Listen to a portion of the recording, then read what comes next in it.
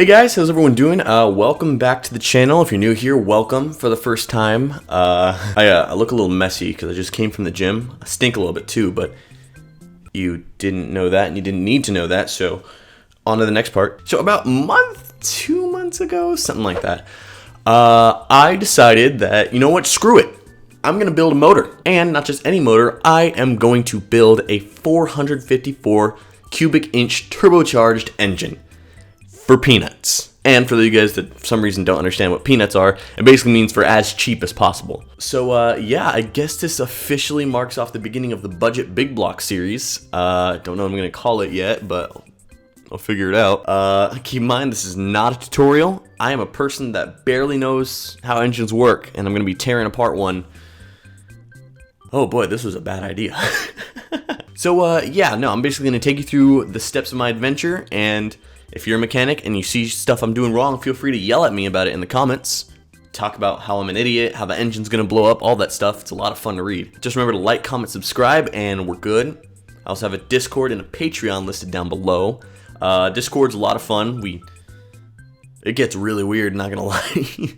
Patreon, you get access to my content sometimes early, but it's always ad-free. And depending on your tier, you can get a lot of different goodies, so I definitely check that out. If everyone were to donate even $1, it'd make a huge difference in my life. So yeah, without further ado, let's get into it. So the first thing that I had to do with this engine was I had to make sure that it was empty of all the fluids. Now, it'd been sitting in the junkyard for years, so I had no idea if there was any oil, if there was any coolant left over, any of that stuff. Usually there is. But yeah, no. Here's how that went. This is not good because that is water, like actual water, not coolant. That is water. So look at that. That is not good. Well, actually, now, I know this looks like it might be a coolant leak, but it's actually definitely not. This engine has been sitting out in the weather for a long, long time. There's probably a lot of water in this thing. So, yeah, oh man, look at that. Gosh, that is something special right there. Good Lord. Yeah, so about 10 minutes into the teardown, I unplugged the oil pan, and I realized that that's not oil coming out, that's rainwater. Oh, I am so glad I'm tearing the engine down to the bone, because that much rainwater in an engine is not good. That's not coolant. There's no green tinge to it. That's 100% rainwater. Which, I mean, I kind of expected it because it's literally been sitting out in a junkyard for probably years with without a carburetor plate cover or anything like that. So it wasn't unexpected. But what was unexpected was how much oil was left over. There was a lot of sludge. Oh my gosh, it looked like a... You know when you get a bloody nose and you have that one booger, like, I don't know what you guys call it. I call it a blooger. It had the same consistency as that, and it was really gross, and I'm still thinking of Yeah, I have a really weak stomach. Then I went to take off the valve covers, and I realized that I actually couldn't because this engine was made during the oil crisis. So basically, this engine was made to be a lot less what's the word? Pollutive? I don't know. I'm not an English major, that's for sure. This thing was made to crank out less pollution than the early 70s and late 60s big blocks. You know, this is 75 engine, which the guy told me it's a 4-bolt, so fingers crossed when I take off that oil pan, I'll see it's a 4-bolt. So yeah, when I get to the valve covers, I realize I can't take them off because they have a lot of pollution stuff hooked up to the exhaust header. So I can't take off the valve covers without taking off the exhaust headers.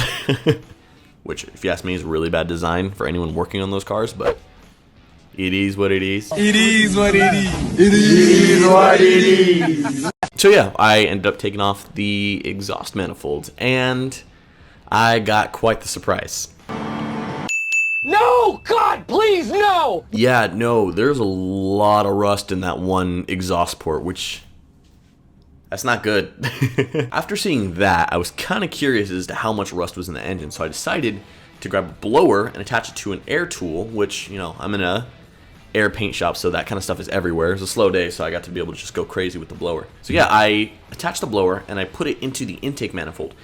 and I'm just greeted by a cloud of orange rust dust.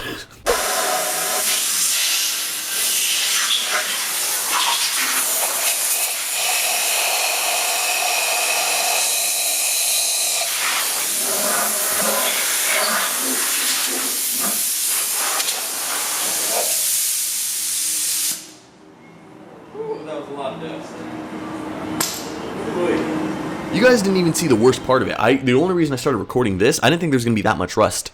The first time I plugged it in, I was wearing one of those COVID masks, and I was still coughing through it, and that thing had a really good seal. My glasses weren't fogging up at all. So after that, I was finally able to take off the valve covers, and I took them off, and I realized they're not in bad shape. Now obviously, I'm redoing all of this because this is probably a high mileage engine. The spark plugs, they were pretty dark. Nothing super catastrophic, but the spark plug showed that it was pretty high mileage. So after that, I decided to take off the intake manifold, which, since I saw a lot of rust in the exhaust, I can only imagine how much was in there. So I took it off, and then on the passenger side cylinder, I forgot which one, I'd have to double check the footage, there is so much rust decay, I didn't even realize. This engine block, nature has not been good to it. Nature's been trying to take it back, and I think I pulled it out of the junkyard just in time because there was a lot of rust in there, and honestly, it was starting to go outside the intake manifold. So the intake manifold is boned. I can't use that anymore. That's obvious, but I was gonna replace it anyway, so no harm, no foul. So right here, when I realized the rust has also gone to the head, and I look at the head, I'm like, oh no. I was hoping to get away with not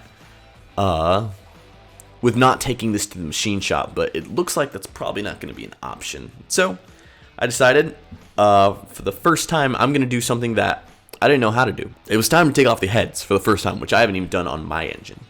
My hair's all funky. So as I'm cranking them, I hear the one sound that no car guy ever wants to hear when they're working on their engine. I hear a bolt snap. Oh my gosh, I thought I broke my engine before I'd even started it. I don't even want to imagine how much of a pain in the butt that would be to take out. So yeah, in a panic, I called my regular mechanic. That rhymed. Panic, I called my mechanic. Panic, I called my mechanic. Anyways, I called my mechanic, and luckily he told me that those head bolts are torqued down so tight that you're gonna hear pops when you take them off. You know, I just had a heart attack because I heard them snap. I called the mechanic like, yo, did I mess this thing up? But no, apparently that's normal with these head bolts. Hearing an audible thump. So I realized that after doing that it spun pretty freely, and there was a couple pops after that, but nothing as big as the first one. And sure enough, I took it out, and the whole bolt was in one piece. So I'm doing it right. Now I know you're supposed to keep this stuff in order, but honestly, all I really needed from this thing is the crankshaft and the crankshaft, the rods, and the block. Or the block being the most important one, for sure. But yeah, no, after that, I took off the head, and you would not believe what I saw when I took that thing off. Where'd it go? Wow, these sons of guns are heavy. That's like 65 pounds.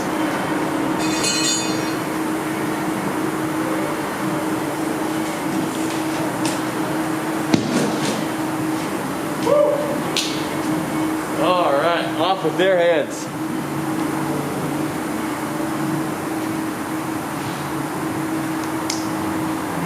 Oh, that's not good. So, I took off the head, and I see so much rusting and pitting. Like, honestly, I've seen pictures, and this is a pretty bad looking engine. Luckily, I went to post on Facebook about it, and I found that that's actually not as bad as I initially thought. Now, some people were saying, oh yeah, just scrap it, just buy a new engine block. But the majority of people were saying that this block can definitely be salvaged. Now, you can either put a sleeve on it, keep it a 454, or you can get it bored out and get all the pistons bored out and turn it into a 496, which sounds pretty fun. I'm not going to lie, a bigger block. I do like the sound of almost 500 cubic inches. I wonder if I can bore and stroke it. But the thing is, that's kind of out of my budget, so I'm going to have to stick with boring if I even go that route. I'm not sure. I still have to take it to the machine shop. Nothing is certain until I take it to the machine shop. After checking out the passenger head, I decided to take off the driver's side head, which had a lot less rust. So everything went according to plans, took it off. There's still some rust in there, but not nearly as bad as the other side. So really, it's just 2 pistons on the other side, because that's what the position the crankshaft was left in. 2 pistons that really got the rust bad. So as far as the pistons, I cannot reuse those, which really blows. So yeah, that about wraps it up for the day. I sincerely hope you guys enjoyed the first episode. It's the first episode of my budget big block build. So be sure to, well, I don't know why I'm saying check the playlist, because this is the only video so far. But yeah, if you like this, please let me know down in the comments below. Any comments are appreciated. Cuss me out, I don't care. Actually, no, don't do that. But yeah, remember to like, comment, subscribe, all that jazz. If you really want to help a brother out, you can go check out the Patreon, see if you like anything. If you even donate $1, makes a huge difference in my life. And I'd really appreciate it if you guys thought about it. Hope you guys have a great day. Peace.